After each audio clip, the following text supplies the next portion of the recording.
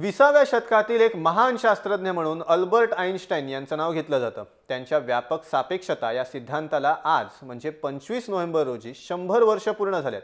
त्या निमित्तानं या महान शास्त्रज्ञाच्या कार्याचा हा थोडक्यात आढावा। अल्बर्ट आइन्स्टाईन या दोन शब्दांचा 20व्या शतकावर मोठा प्रभाव राहिलाय। केवळ 20व्याच नव्हे तर 21व्या शतकही अल्बर्ट आइन्स्टाईन यांच्या ऋणात आहे आणि पुढेही राहील। याला कारण त्यांच्या व्यापक सापेक्षता म्हणजेच जनरल थिअरी ऑफ रिलेटिव्हिटीचं। न्यूटनच्या गुरुत्वाकर्षणाच्या सिद्धांताची आइन्स्टाईन यांनी नव्याने केलेल्या मांडणीनं जगभर खळबळ उडवली होती।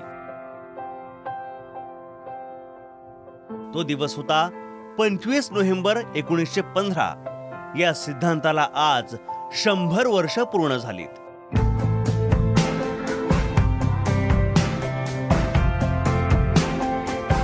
आइन्स्टाईन यांनी या दरम्यान अनेक महत्त्वाचे शोध लावलेत।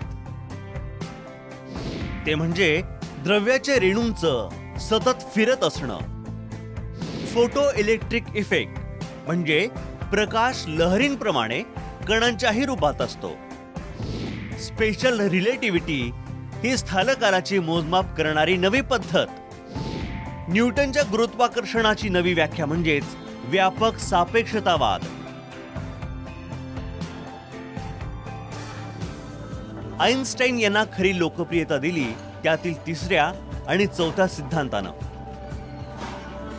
याच सिद्धांतानं अल्बर्ट आइन्स्टाईन आणि सापेक्षता असं समीकरण बनलं। तरीही त्यांच्या E = mc² या सूत्रानं अख्खं जग बदललं।